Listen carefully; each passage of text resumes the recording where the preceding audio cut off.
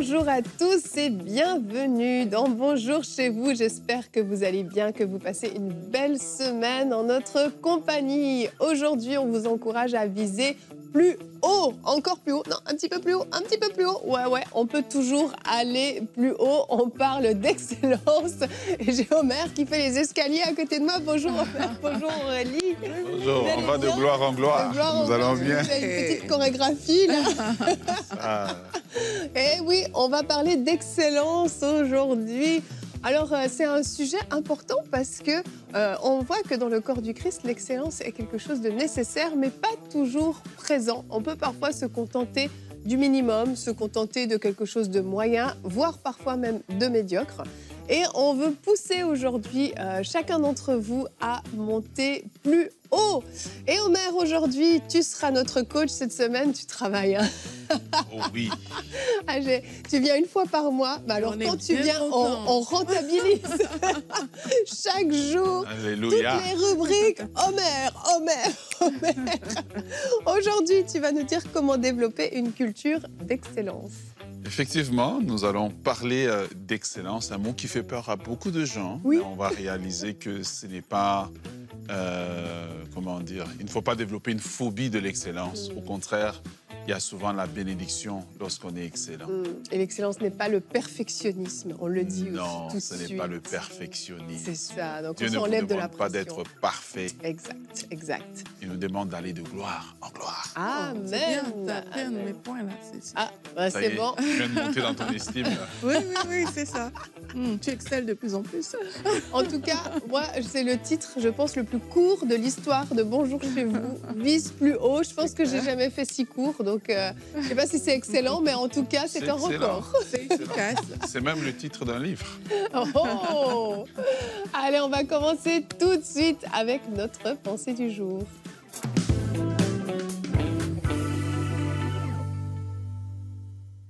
Je vais partager avec vous 4 choses concernant l'excellence qui peuvent tous nous aider à grandir dans ce domaine. La première chose, c'est que l'excellence est une culture et c'est une question de standard. Cela ne va pas tomber du ciel. C'est toi, en fait, qui dois choisir de développer cette culture de l'excellence et tant et aussi longtemps que tu ne développeras pas cette habitude, que tu ne vas pas la définir comme un standard, alors on risque, quand c'est comme ça, de rester dans une zone médiocre. La Bible nous parle dans Romains 12 et nous encourage à être transformés par le renouvellement de notre intelligence. Ça veut dire que tu dois décider, en fait, de sortir de la mentalité de médiocrité ou du juste assez ou même de la paresse et de choisir de faire ce kilomètre de plus qui va te pousser à exceller. Aussi, lorsque tu vas changer ton standard ou ton échelle de mesure, mais là, tu peux modifier également la qualité de ton excellence. Dans Colossiens 3, au verset 23, la Bible dit « Tout ce que vous faites, faites-le de bon cœur, comme pour le Seigneur et non pour les hommes. » Donc, si ton standard reste au niveau des hommes, si ton standard est rattaché, par exemple, à ton patron, le jour où il va t'énerver, le jour où il va mal te parler, ben, tu vas faire les choses à moitié parce que, voilà, se rattacher à cette personne-là. Mais si ton standard est rattaché à Dieu et que tu reconnais l'amour de Dieu pour toi, alors tu vas donner le meilleur. Et en tant que chrétien, de vous à moi, c'est vraiment ce qu'on est appelé à faire. La deuxième chose, c'est que l'excellence, c'est veiller sur des détails. Il y a des personnes qui ont parfois le bon cœur, comme on a vu dans ce verset, ils ont la bonne volonté, mais ils ne sont pas assez excellents parce qu'ils ne veillent pas sur les détails. Ils ne prennent pas le temps de s'instruire sur le sujet, de savoir ce qui est pertinent par rapport à la chose qu'ils veulent faire, mais ils se lancent juste avec le cœur et sans connaissance. Tu veux ouvrir un restaurant et puis tu te lances avec ton cœur. Tu ne fais pas d'études de marché et puis tu es surpris que voilà, les choses ne se passent pas bien. Eh bien, quelque part, il y a peut-être de l'excellence qui a manqué parce que même dans la parole de Dieu, on voit que Dieu est un Dieu excellent. Dieu a donné des détails précis pour la construction du temple, le type de matériaux à utiliser, même les vêtements des prêtres jusqu'à leurs sous-vêtements. Ça, c'est le détail du détail. Donc, Dieu également, il est là dans le détail. Le détail, c'est important. Il faut que tu veilles sur les détails, que tu analyses tes angles morts. Il ne faut pas avoir peur de l'innovation aussi lorsqu'on veut booster son excellence. Alors, ça, c'est des choses à prendre en considération. Une autre chose également, c'est que l'excellence ne veut pas dire faire tout parfaitement, mais progresser de gloire en gloire. C'est exactement ça. Wow, mot pour mot. En fait, c'est chercher... Pardon. Je suis désolée. J'ai eu une poussière dans la gorge. Tout va bien. En fait, être excellent, c'est chercher à s'améliorer chaque jour. Et maintenant, je pleure à cause de cette poussière. Et ne pas, en fait, se laisser dépasser par le temps ou par ses émotions. En fait, tu dois te donner dans ce que tu fais et tes progrès doivent être visibles.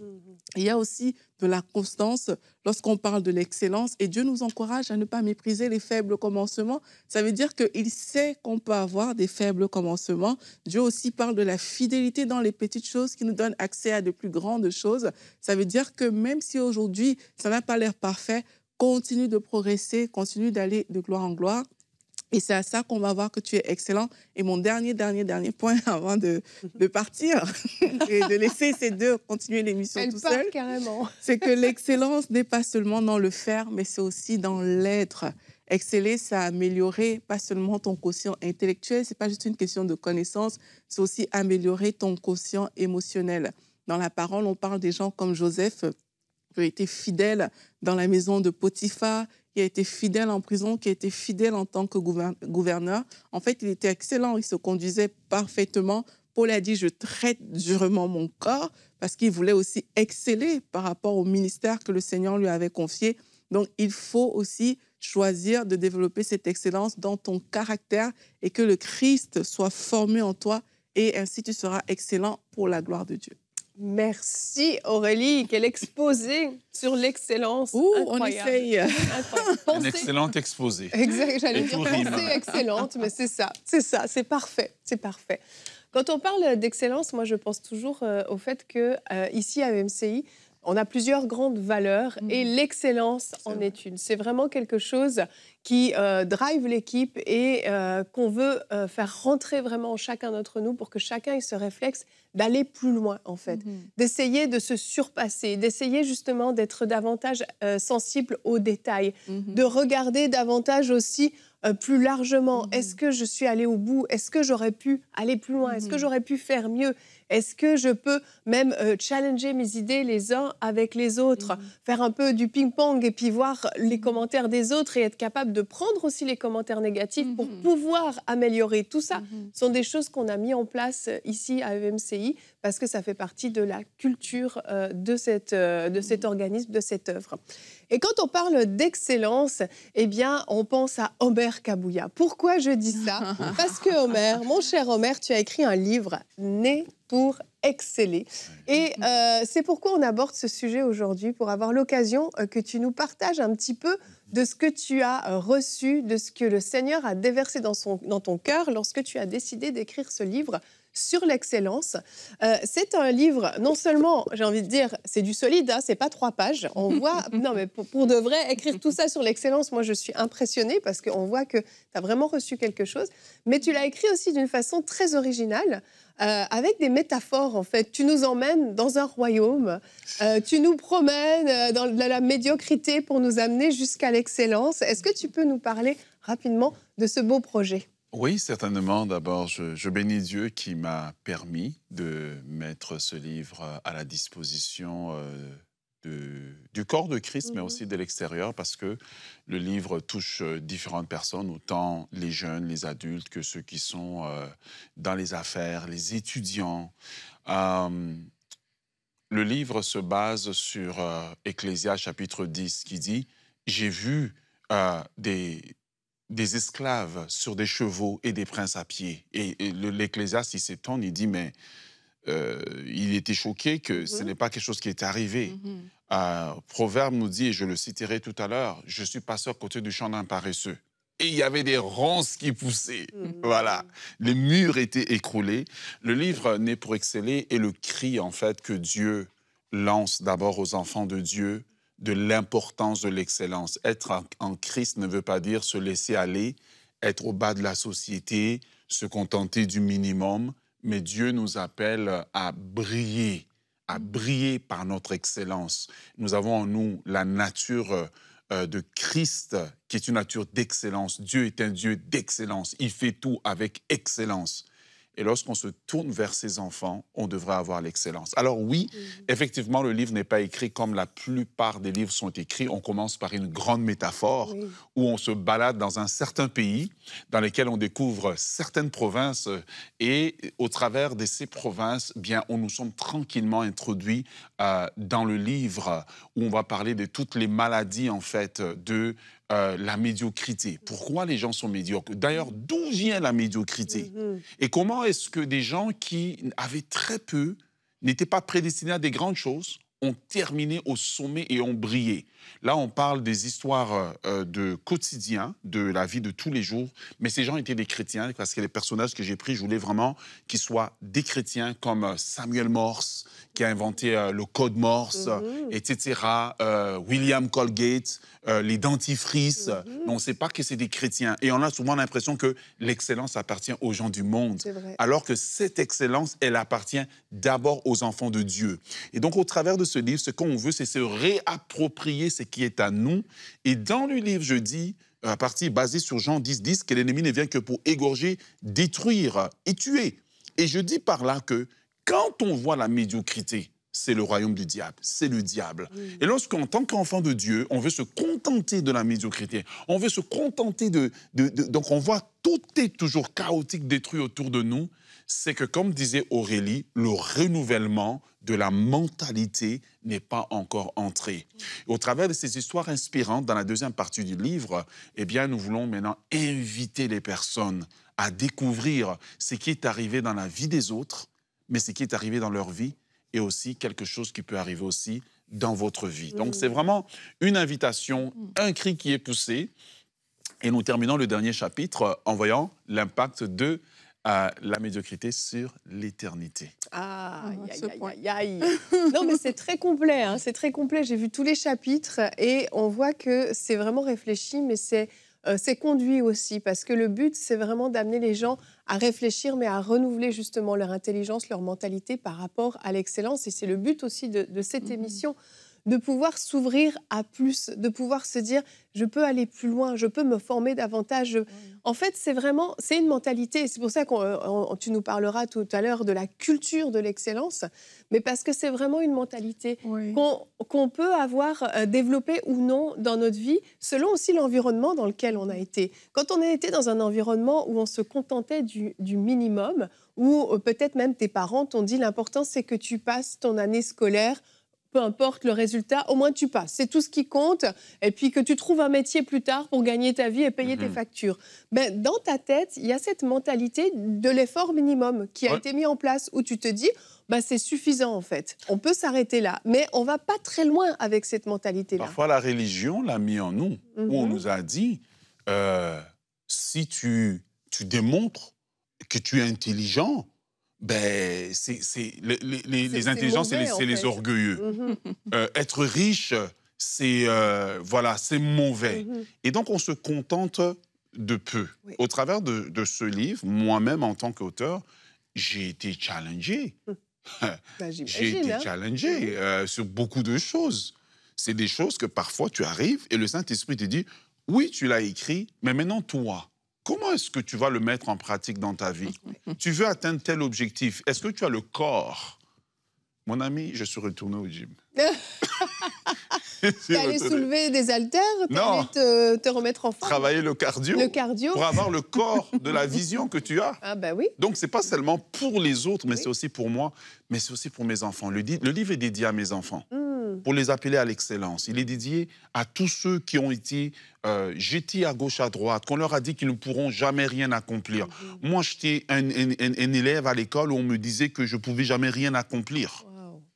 Mais au travers des chemins que Dieu m'a fait prendre, j'ai pu sortir de ce moule qui avait été mis pour moi. Combien aujourd'hui veulent entreprendre et on leur dit « tu ne peux pas ». Moi, j'aimerais vous dire qu'il y a la grandeur qui sommeille en vous. Et ce livre-là, il va révolutionner votre vie. Amen, amen. Merci vraiment, Omer. Avant de te donner la parole pour ta rubrique, où tu vas nous donner quelques pépites aussi qui sont dans ce livre, on a gardé Aurélie. Je vous laisse. On va regarder Daniel. Daniel qui était un homme excellent. Daniel 6 au verset 3 nous parle de lui. Daniel surpassait les chefs et les straps parce qu'il y avait en lui un esprit supérieur et le roi pensait à l'établir sur tout le royaume. Daniel, qui était normalement un esclave qui avait été déporté, était en train de monter de gloire en gloire, comme vous l'avez tous les deux dit. Et on voit cet exemple-là qui nous pousse à aller plus haut, qui nous pousse à chercher davantage l'excellence. Je ne pense pas que Daniel s'est contenté du minimum. Je pense qu'il a donné tout son être, tout son possible pour pouvoir être excellent, briller. Et le Seigneur a mis en lui un esprit supérieur. Et le Seigneur peut le faire aussi dans nos vies. Et on va voir comment développer cette culture de l'excellence dans la rubrique Conseil du coach.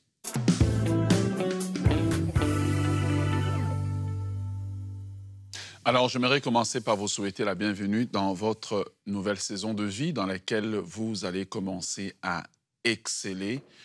Vous allez exceller parce que Dieu est un Dieu excellent, il est votre Dieu, il a mis sa nature en vous. Vous allez exceller parce que cette nature de Dieu, de l'excellence, est un code qui a été déjà mis en vous dès votre nouvelle naissance. Dieu l'a mis en vous. Mais j'aimerais aussi vous dire que vous allez être déprogrammé de la médiocrité et embarqué maintenant sur le cheval de l'excellence et donner à votre vie une accélération extraordinaire. Amen. Nous commençons d'abord par voir qu'est-ce que l'excellence n'est pas.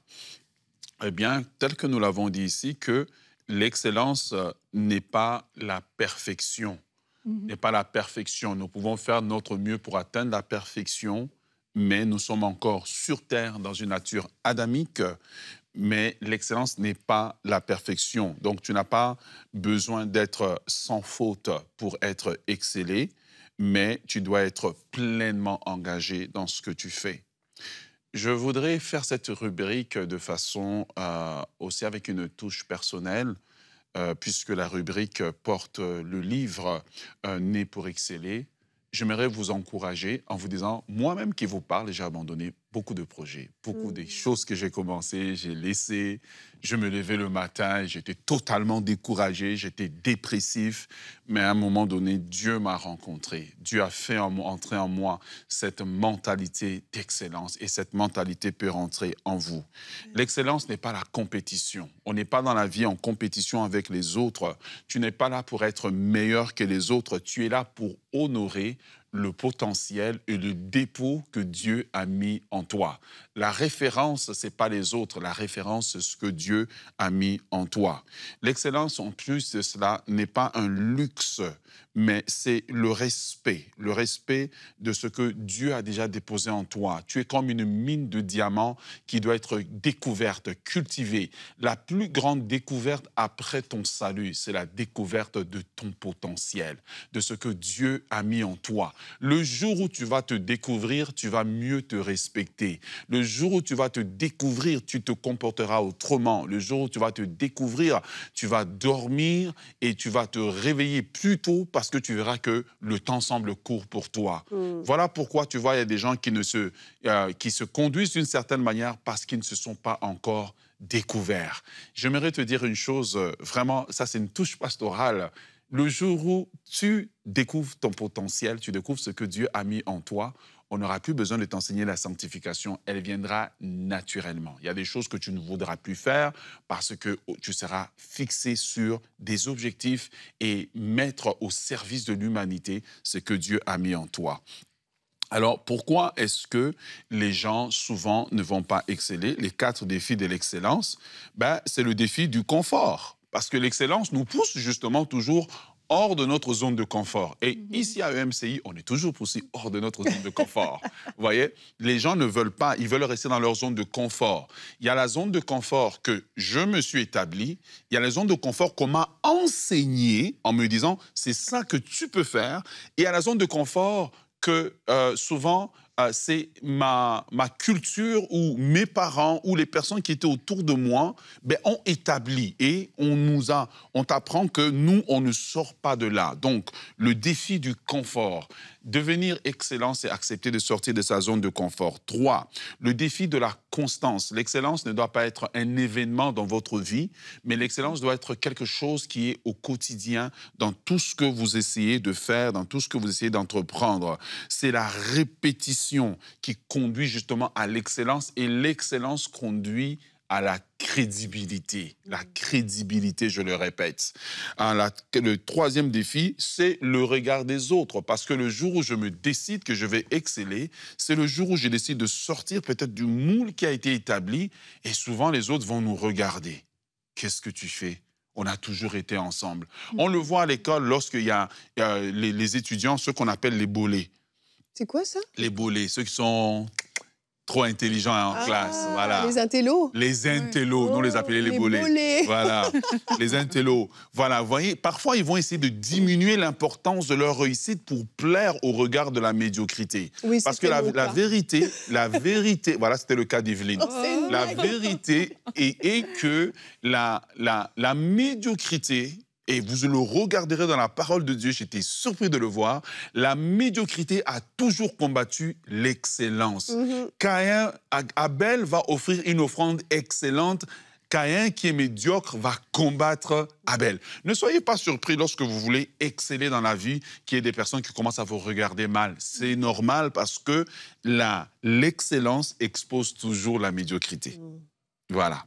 Quatrième défi, c'est le défi du coût. L'excellence coûte. Elle coûte en termes de temps, elle coûte en termes d'investissement, elle coûte en termes d'énergie, d'essayer, réessayer, jusqu'à ce qu'on maîtrise la chose et que la chose devienne parfaite pour nous.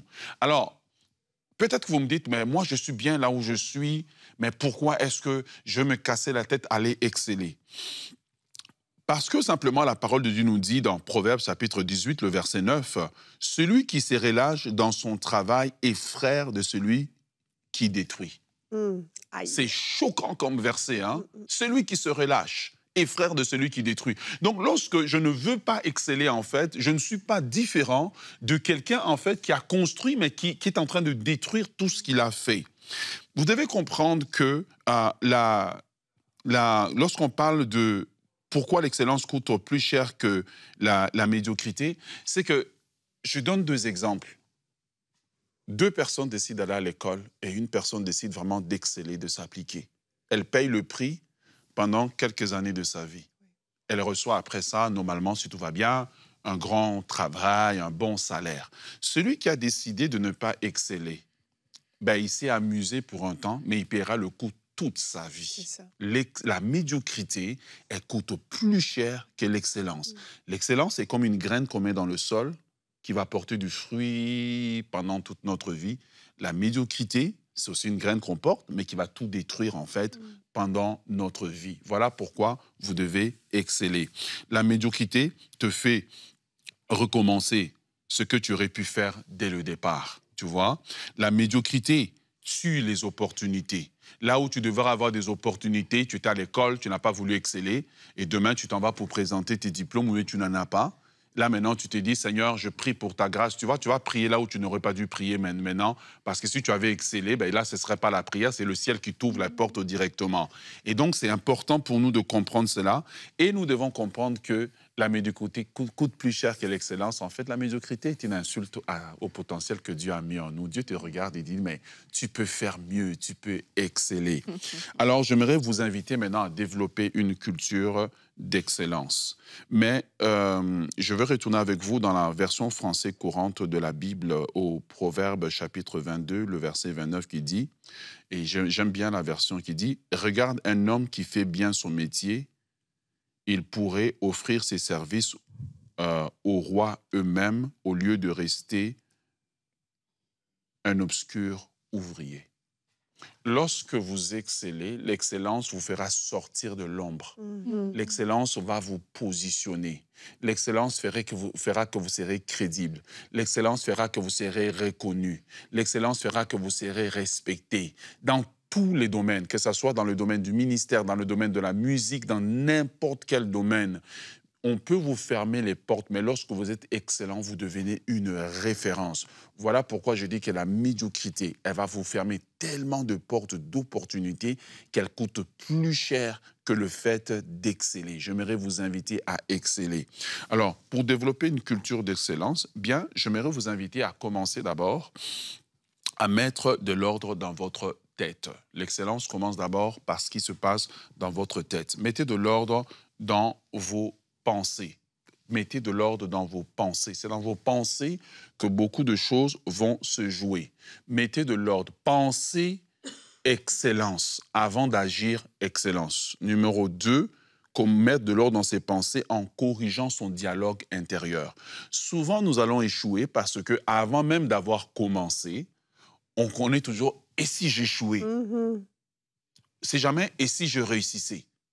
Ça, ce n'est pas réservé pour moi. Corriger son dialogue intérieur, c'est corriger aussi le dialogue intérieur où je me sens comme un intrus. La réussite, c'est pour les autres. Non, c'est pour toi aussi parce que tu es un enfant de Dieu. Change ta vision de toi-même. Deuxièmement, il faut apprendre à élever ses standards. Si vous ne vous lancez pas des défis personnels d'aller plus loin que ce que vous avez fait, vous resterez toujours dans la médiocrité. La médiocrité, c'est comme des mauvaises herbes qui poussent dans un jardin. Si vous ne la combattez pas, naturellement, vous allez revenir dans le chaos de la médiocrité. Troisièmement, eh bien, il faut apprendre à combattre les ennemis de l'excellence, qui sont la procrastination, le défaitisme et les pensées oppressantes. J'en parle beaucoup plus dans les livres. Il faut apprendre à les combattre régulièrement. En fait, pour exceller, ne faites pas ce que vous avez envie de faire. Faites ce que vous devez faire. Si votre vie est dirigée par vos émotions, vous n'allez jamais réussir à exceller. Votre vie doit être dirigée par des principes et des valeurs que vous avez établis. Tant et aussi longtemps que vos émotions vont vous diriger, vous serez comme la météo. Aujourd'hui, il fait bon, demain, il fait mauvais. Vous serez instable. Faites les choses que vous devez faire et non les choses que vous avez envie de faire. En faisant les choses que vous devez faire, vous aurez l'opportunité plus tard de faire les choses que vous avez envie de faire. Et je termine en disant, entoure-toi des personnes qui te tirent vers le haut. J'en parle dans le livre, qu'il y a environ 7 types de personnes dont vous devez vous entourer. Il y a des personnes que quand ils sont autour de vous, ils vont toujours vous tirer vers le bas. Mais il y a des personnes que j'appelle dans le livre les exponentielles. Ces personnes, lorsque vous les rencontrez, ils peuvent vous propulser. Pharaon était un exponentiel dans la vie de Joseph. Quand Pharaon a rencontré Joseph, il n'était plus Joseph l'esclave. Du jour au lendemain, il est devenu Joseph le Premier ministre. Trouvez votre exponentiel dans la vie. Marchez dans l'excellence parce que l'excellence honore Dieu. Marchez dans l'excellence parce que l'excellence fera que vous serez respecté, vous serez honoré.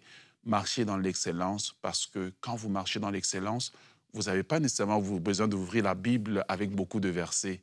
Juste en vous voyant, on va te demander comment tu fais pour être excellent et tu pourras dire « il y a un Dieu que je sers ». Et comme on avait dit de Daniel, il y a en lui de la sagesse, des lumières. Pourquoi? Parce qu'on a vu en lui l'excellence. Merci Omer. Et je vous le redis, je vous le recommande, né pour exceller. Si vous voulez aller plus loin, vous voulez développer cette culture de l'excellence et sortir de la médiocrité, eh bien c'est un outil indispensable. Félicitations Omer, on sait que c'est beaucoup d'heures de travail. Alors merci et merci pour l'excellence que tu as mis dans cet ouvrage. Demain, on se retrouve pour parler aux célibataires, la peur de se tromper. Ça, c'est quelque chose qui peut vraiment être un élément bloquant. Et lundi, on parlait d'intimidation, ça peut nous intimider. Alors, Omer, tu feras une rubrique couple et relations. Je l'ai dit, cette semaine, tu travailles fort et tu nous diras comment savoir si c'est la bonne personne. La grande question, est-ce que c'est la bonne? Est-ce que c'est le bon? Grande question. Allez, on parle de tout ça demain. Merci d'avoir été avec nous et bonjour chez vous. Amen.